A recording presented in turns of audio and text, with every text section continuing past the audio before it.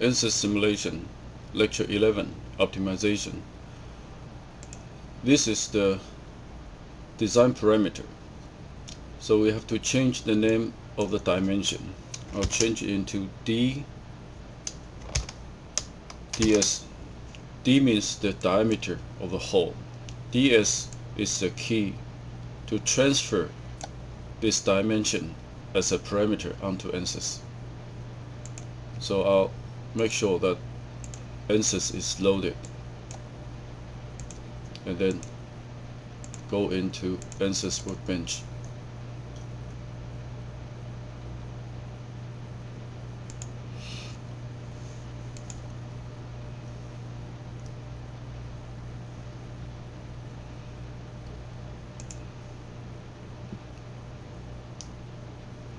And this is project schematic interface. We have geometry here, so we will implement static structure analysis as before. And I'm not going to change the material. I'll use the structure still. So I'll enter ANSYS mechanical. And in this problem, the only parameter, design parameter, will be the dimension of the hole, or the diameter of the hole. So I'll choose the diameter as the parameter. And look at here, basic geometry options, and there is a key parameter. So the key will be ds. That's why we name the dimension ds, and this key will let ANSYS recognize that this dimension will be the parameter in ANSYS. So we have finished with the geometry, and the geometry is linked to the material. So we'll go ahead and implement mesh. And also we will impose a boundary condition, a fixed support. And for the load, I'll place a concentrated load on the surface at the left of the beam.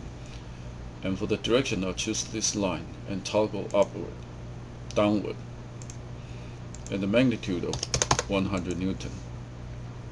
And this will be the preprocessor. And I'll define total deformation and volumetric stress as the result. And I'll change the unit into metric, millimeter, and Newton, so that the unit of stress will be MPa unit. So I'll solve the procedure. And now for the other parameters, I need the constraint to be the maximum displacement and maximum stress. And the maximum stress will be 5 MPa. The maximum deformation will be 3.325. And when the dimension of the hole is increased, actually the stress and deformation will also increase. So we bear in mind that the stress is 5 MPa right now, and total deformation is 0.325. So we will define another parameter of the goal, which is the volume of the geometry. I'll make it a parameter. So this will be the parameter of the goal, and these will be the parameter for the constraint, and the diameter of the hole will be the design variable. So there are three parts in which, in a classical optimization problem, that you have to define. The first is the design variable.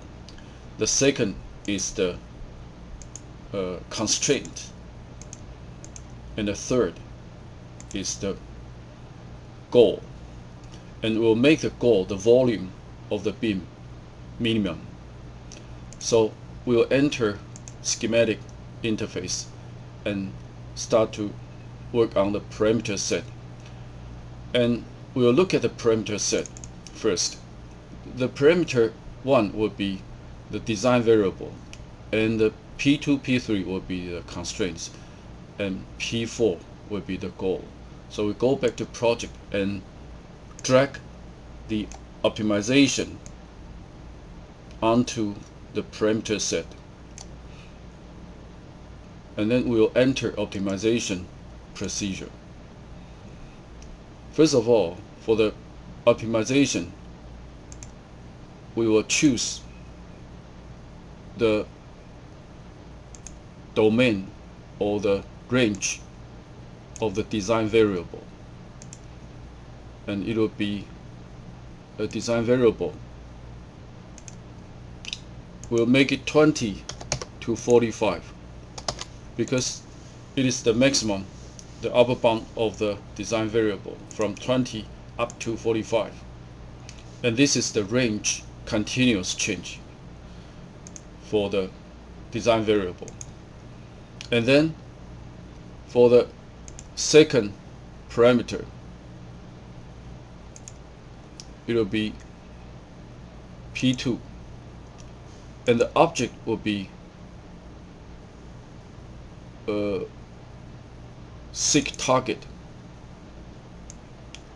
and the total deformation will be lower than an upper bound, and the original value is 0.325.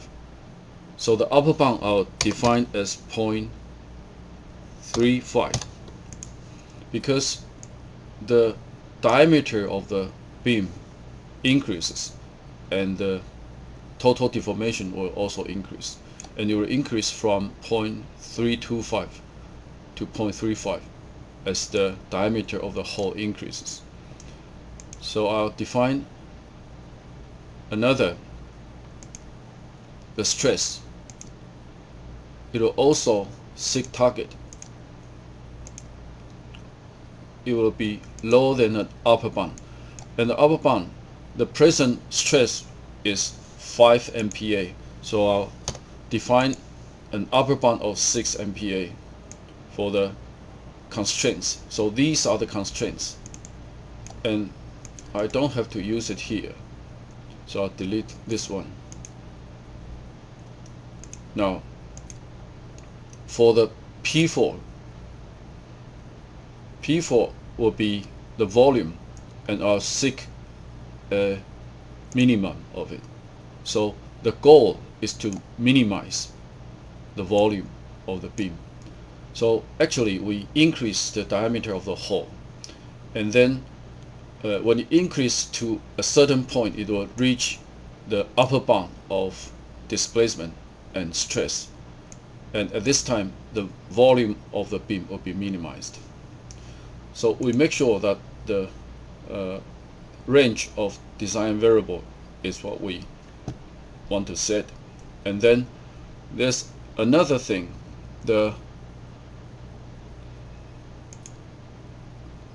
you can define how many steps to run. The default will be 100 steps in design variable from 20 to 45. It will be set 100 divisions to seek for the optimization value. So if you will save time, you can change it into maybe 50 or so. It will save a lot of time. And then we will update. And when you update this optimization process, the software will calculate the 50 scenarios for you. So you have to wait for a quite long time, maybe 10 or 20 minutes. So I'll stop recording right now. The procedure has finished with all the 50 solution steps. So we got the result. These are the candidate points. Candidate point 1, 2, and 3. So the procedure gives you the solution candidate points. And also you can see the trade-offs and samples. For example, in the samples you can, because P2 will be the deformation, so you can enter a deformation which is 0.35, and the stress at 6 MPa here. So actually this is a condition that meets the constraints. For example, the constraint of the displacement and stress, and the design variable will be here. If we choose this sample, the design variable P1 will be 30.25, and at this point the volume will be minimized here. So you can see for yourself that in each cases there will be a line here that tells you that P1 will be 30.25 and P2 will be 0.347 and P3 will be a stress of 5.6 and the volume will be 1.78. And you can check these solutions with candidate points. And the candidate point here, it will be 28, and this will be 27, and this is 24, the design points.